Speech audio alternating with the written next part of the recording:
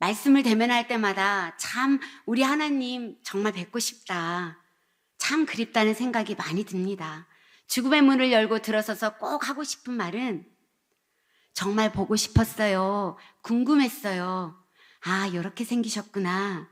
좀 유치부 전도사님 같은 소리긴 하지만요.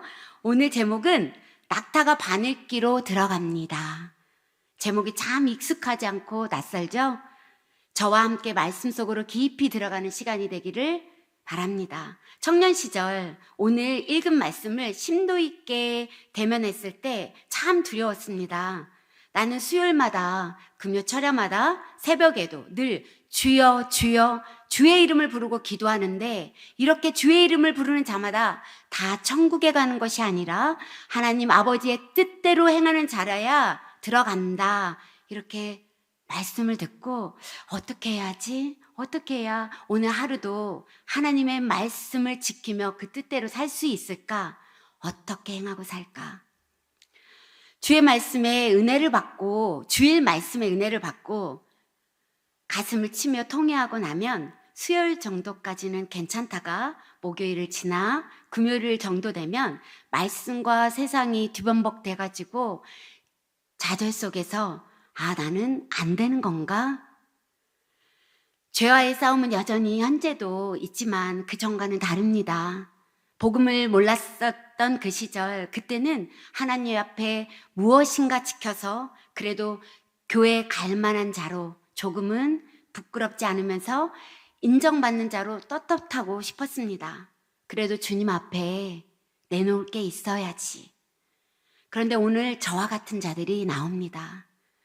오늘 읽은 말씀은 산상수훈의 끝부분입니다. 마태복음 산상수훈은 5장부터 7장까지 있는 말씀인데 5장 1절에 보면 예수께서 무리를 보시고 산에 올라가 앉으셨습니다. 그리고 무리를 향하여 하신 첫 말씀이 심령이 가난한 자는 복이 있나니 복 있는 사람, 팔복의 사람 이야기가 오늘 첫 말씀이고 오늘 읽은 부분이 산상수훈의 마지막 끝부분입니다. 산상수훈의 말씀은 무엇을 행해야 한다는 말씀이 아니라 어떠한 사람이 되어야만 하는가에 초점이 있습니다. 복 있는 자들아, 너희는 심령이 가난하고 애통하고 온유하고 의에 주려야 된다. 이런 자들에게 어떤 복이 주어지는지 아느냐? 천국이 저희 것임이요. 이렇게 말씀하십니다. 이렇게 천국으로 시작하신 산상수훈 설교 마지막에 이르러서 천국에 다 들어갈 것이 아니요. 다만 내 아버지의 뜻대로 행하여야 하는 자가 들어간다라고 산상수훈을 끝마치십니다. 저에게 가장 걸리는 단어들이 있었다면 아버지의 뜻과 행하는 자였습니다. 아버지의 뜻, 행하는 자.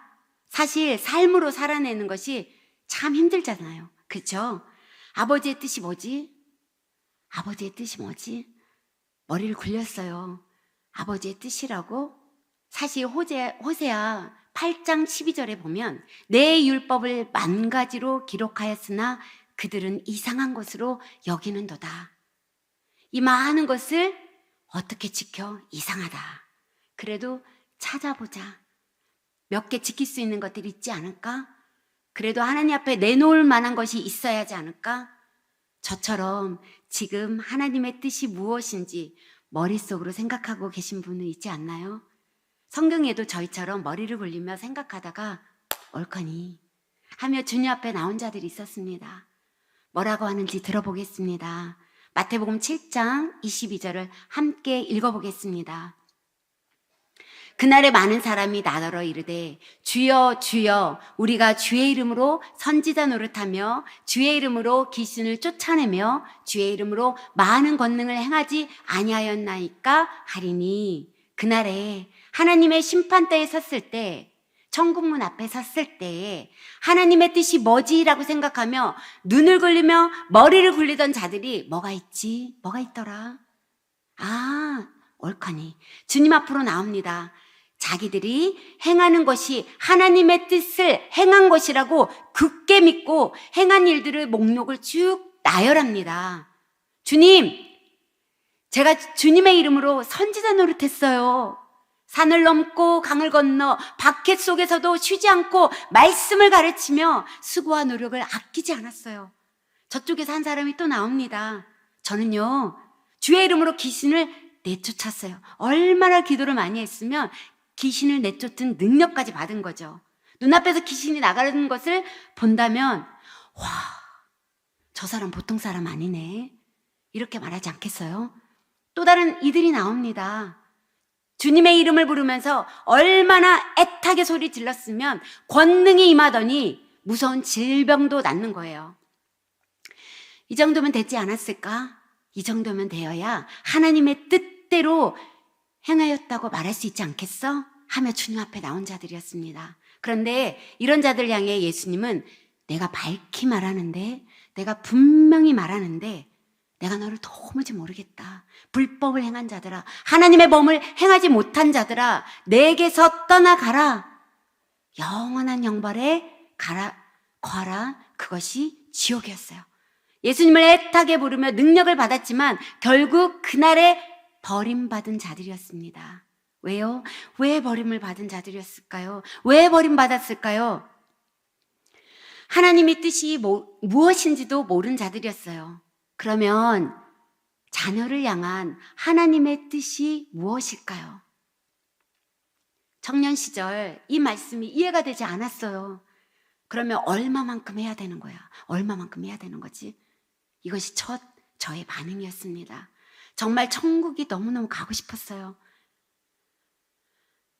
이 말씀을 듣는 자들이, 여기 앉은 분도 이 말씀은 산상수훈에서 그냥 이야기로 하신 말씀이잖아요. 이렇게 생각하실 수도 있습니다.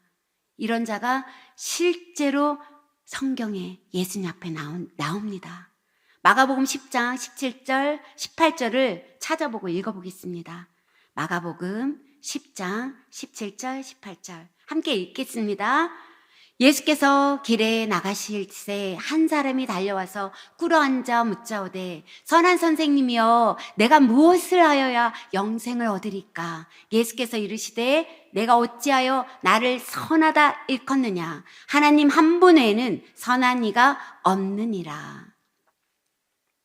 이 본문 앞절에는 어린아이와 같이 되지 않으면 그 나라에 들어갈 수 없다는 이야기가 있고, 마가는 바로 뒤에 재물이 많은 사람이 예수님 앞에 찾아온 이야기를 넣습니다. 사실 이 사람은 어린아이와 같지 않는 자입니다. 예수님 앞에 서서 선한 선생님, 내가 무엇을 하여야 영생을 얻을 수 있습니까? 이렇게 질문합니다. 사실 질문부터 잘못되었어요. 무엇을 해야 영생을 얻는 것은 아니잖아요. 어떤 생각, 어떤 신념이 녹아있는 질문이었을까요? 신앙행위, 율법을 지키는 행위가 장래 얻을 영생의 소망에 근거한다는 것을 가지고 생각으로 물었습니다. 행위를 통해 영생을 보장받을 수 있다는 신념이었습니다. 예수님이 모르셨을까요? 눈빛만 봐도 아십니다. 그리고 그 청년이 고백한 말, 선한 요 말을 끄집어내십니다. 그 사람이 생각한 선이 과연 선하신 하나님의 관점에서 선하다는 것인가? 선악과를 따먹은 인간은 판단의 주체자가 되어 선과 악을 판단합니다. 우리도 끝없이 선악의 판단의 주체자가 되어서 남을 판단하기도 하잖아요. 섣불리.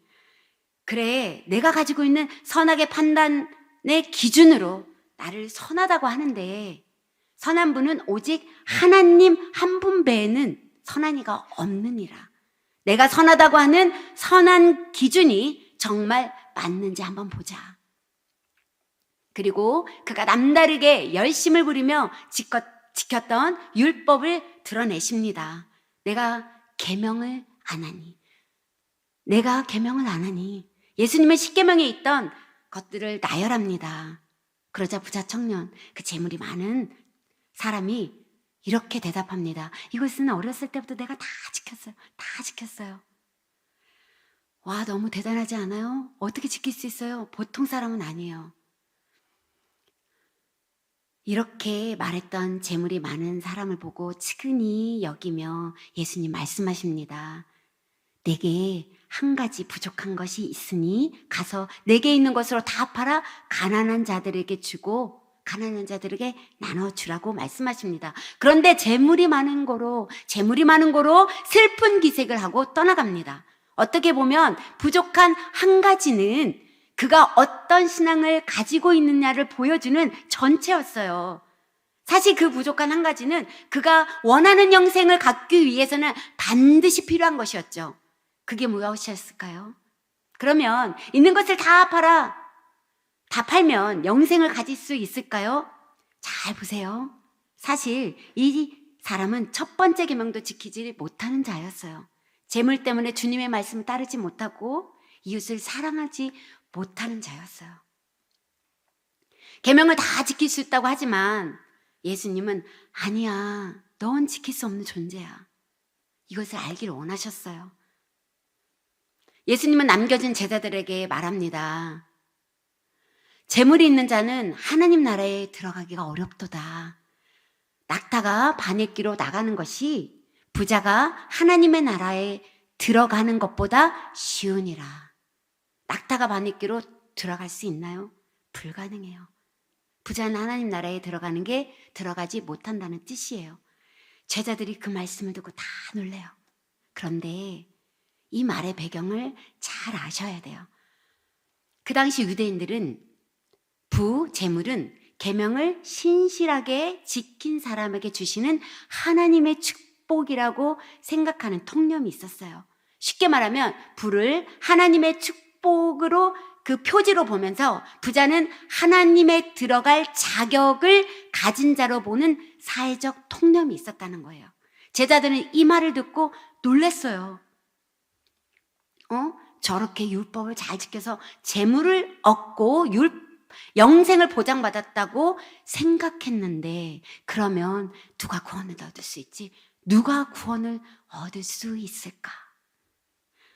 마가복음 10장 27절 말씀, 예수께서 그들을 보시며 이르시되 사람으로는 할 수 없으되 하나님으로는 그렇지 아니하니 하나님으로서는 다 하실 수 있느니라. 하나님이 하셔야 가능합니다. 하나님이 하셔야 가는 곳입니다. 율법을 지켜서 영생을 얻을 수 있다고 생각하느냐? 너희들은 율법을 지켜서 갈 수 있는 존재들이야. 절대 아니야. 이것이 예수님의 결론이었습니다. 낙타는 절대 바늘구멍으로 못 들어가는데 낙타가 바늘구멍으로 들어갑니다. 우리가 그런 자들입니다. 어떻게 그게 가능할까요? 죄의 크기를 가늠할 수 없을 정도로 큰 죄인이 그 나라에 들어갑니다. 어떻게 그게 가능하냐고요? 하늘 보좌를 버리고 하나님 자신이 내려옵니다. 사람이 되십니다. 사람이 된다는 의미를 깊이 생각해 보신 적 있으신가요? 사람이 무엇이냐? 사람이 무엇이냐? 인간이 무엇이냐? 흙입니다. 흙. 아무것도 아닌 존재입니다. 하나님이 이런 낮은 자리로 오셨습니다. 저 자신을 볼 때 참 미천할 때가 있어요. 저 자신의 안위와 이익 챙기기, 영광 챙기기를 참 좋아해요. 그리고 너무 연약해요. 참 연약하다. 왜 이렇게 연약하지?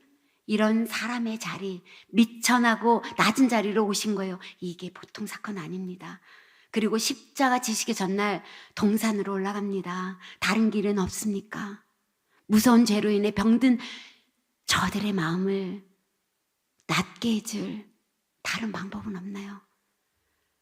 하나님은 묵묵부답이십니다. 땀방울이 핏방울이 되도록 기도하십니다. 왜요? 십자가 고통이 무서워서였을까요? 예수님은 하나님이 사람들 속에 있는 무섭고 그 더러운 죄의 병을 자신에게 쏟아부으실 것을 확실하게 아셨습니다. 로마의 총독 빌라도가 한낱 종이쪽지에 유대인의 왕 나사렛 예수를 십자가에 처형하노라 도장을 찍고 너는 끝이야. 그리고 끝내버렸습니다. 진짜 끝났을까요? 예수님은 내가 높은 권한을 가지고 예수를 죽였다고 생각하지만 빌라도 내가 나를 죽인 것이 아니라 오늘 나를 못 박은 것은 내가 아니라 바로 하나님이시다. 제가 이 문구를 보면서 너무 눈물을 많이 흘렸어요. 하나님 아버지가 우리 인간의 더러운 죄를 예수님께 담당시켜 지옥의 모든 고통이 예수님께 쏟아지며 죄를 향한 하나님의 진노가 십자가에 달리신 예수님께 쏟아지실 것을 아셨어요. 십자가에서 아버지께로부터 버림받은 것을 아신 거예요. 저는 버림받아 보지는 않았어요. 하지만 죽음으로 인해 헤어지는 아픔은 겪어봐서 그 생각만 하면 가슴이 너무 아파요. 죄로 인한 하나님의 진노를 우리는 불안, 우울증, 염려, 살인, 질병, 전쟁, 기근, 자연재해 이런 것들이라고 생각하지만 이런 진노들은 우리의 육체의 장막이 끝나면 죽음과 함께 없어지는 것들이에요. 하지만 죽어도 없어지지 않는 하나님의 진노, 영원한 형벌, 그 형벌이 있습니다. 하나님과의 분리, 영원한 형벌, 지옥입니다. 그래서 예수님은 우리 죄 대신 고난을 받고 죄의 형벌인 십자가를 대신 지셨습니다. 용서함을 받았다는 것은 우리가 일상에서 죄의 결과로 나타난 증상들, 죄의 열매들을 용서함 받았다 라는 것보다 훨씬 음성 깊은 뜻이 있어요. 아낌없이 주신 사랑, 십자가의 사랑, 그 은혜를 얼마나 우리가 알 수 있을까요? 자녀들은 부모의 사랑을 몰라요. 아무리 내리사랑을 해줘도 잘 깨닫지 못해요. 하나님 아버지 앞에서 우리가 그런 자들입니다. 이런 십자가의 사랑과 은혜도 모르고 율법을 지켰네, 안 지켰네, 너 참 복 받았네 이렇게 했으니까 이렇게 부자가 되었지, 복을 운운하며 주의 이름을 애타게 불러서 귀신을 내쫓았네, 능력을 행했네, 기도했더니 질병이 날아갔어. 주님 앞에서 거드름을 피우며 자신의 행한 것들을 챙기는 거죠. 자기 의를 내세웠습니다. 얼마나 답답하시겠어요. 이 모습이 저희들의 모습입니다. 은혜하면 살 수 없는 자들인데 우리는 매일 우리 의를 세우기 바빠요. 마지막으로 홍수 속에 한 사람이 떠내려갑니다. 이것을 보고 있는 아버지의 마음이 어떨까요? 아버지가 그 자녀를 향한 마음이 어떨까요? 죄 홍수 속에 영원한 형벌을 향해 떠내려가는 인간들, 우리들을 보는 아버지의 마음, 하나님의 마음은, 하나님의 뜻은 어떤 것이었을까요? 요한복음 6장 40절을 읽어보겠습니다. 내 아버지의 뜻은 믿는 자마다 영생을 얻는 이것이니 마지막 날에 내가 이를 다시 살리라 하시니라. 내 아버지의 뜻은 아들을 보고 믿는 춘자를 영생을 얻는 이것인데 마지막 날에 내가 너를 살리겠다. 이것이 아버지의 뜻입니다. 내가 십자가에서 몸이 쪼개져야 내가 살고 너에게 영생이 주어지게 될 거야. 영생을 갖고 사는 내가 이 땅에서 육체의 장막을 벗을 때 내가 너를 다시 살게 하여 나와 함께 영원히 있게 하겠다. 이것이 아버지의 뜻입니다. 진짜 아버지의 뜻. 은혜로 주어지다 보니 영생의 값어치를 모르고 그냥 지나칠 때가 많아요. 우리가 영생 얻은 것은 예수님의 생명값입니다. 예수님의 생명값. 그 생명값을 우리가 인식하면서 하나요? 이것을 믿는 것이 행하는 것의 첫걸음입니다. 우리는 행하는 것을 생각하면 먼저 doing을 생각합니다. 믿는 것이 행하는 것의 첫걸음. 이 이야기 후 이야기를 하시고 사실은 바로 뒤에 반석 위에 짓는 집과 모래 위에 짓는 집 이야기가 따라옵니다. 거두절미하고 모래 위에 지은 집이 홍수가 나면 어떻게 돼요? 다 떠내려갑니다. 은혜를 안 사람들은 홍수에 다 떠내려갈 것들에 목숨을 걸지 않습니다. 세상이 절대 내어놓지 못하는 그 믿음, 그 열매를 내어놓습니다. 자기 영광을 챙기기 위해 행하지 않습니다. 천국문 앞에서 저 이런 것 했어요, 저런 것 했어요 하지 않고, 저 예수님의 은혜로 덧입혀준 예수님의 의만 내어놓으며, 제 은은 하나도 없어요, 제 예수님 저 하나도 한 것 없어요, 이렇게 말합니다. 십자가의 사랑을 안 사람들은 오직 하나님의 은혜와 긍휼을 구하는 믿음을 가지고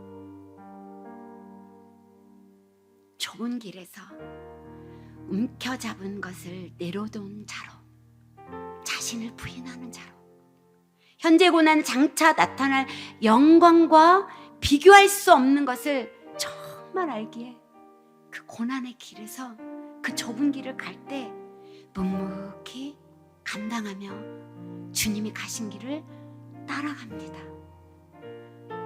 저희도 이렇게 십자가의 길, 고난의 길을 예수님 손 꼭 잡고 함께 따라가요. 함께 가실 수 있겠죠? 아멘, 아멘. 우리 찬양 부르며 하나님께 영광을 돌리겠습니다.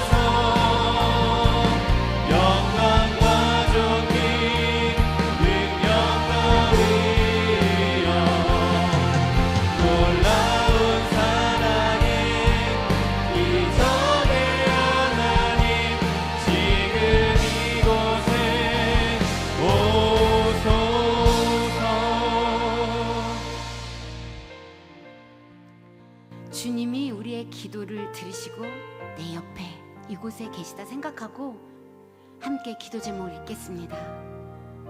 아들을 아낌없이 주신 아버지의 사랑을 기억합니다. 우리 안에 이미 영생이 있음을 알고 믿게 하시고 이 땅을 살 동안 주님이 주신 귀한 생명값으로 살고 있음을 감사하게 하소서. 아멘. 말씀을 대면할 때마다 기쁜 묵상으로 깨닫게 하시고 말씀을 붙들고 기도하는 자리에 있게 하시며 오직 하나님의 은혜와 긍휼을 구하는 믿음을 갖게 하소서. 아멘. 고난에 넘어져 하나님을 원망하는 작은 믿음의 사람이 아니라 예수님을 보고 일어나는 큰 믿음의 사람이 되게 하시고 좁은 길을 묵묵히 걸어가게 하소서. 아멘. 기도 제목들을 기억하면서 우리 주의 이름을 부르며 나가겠습니다.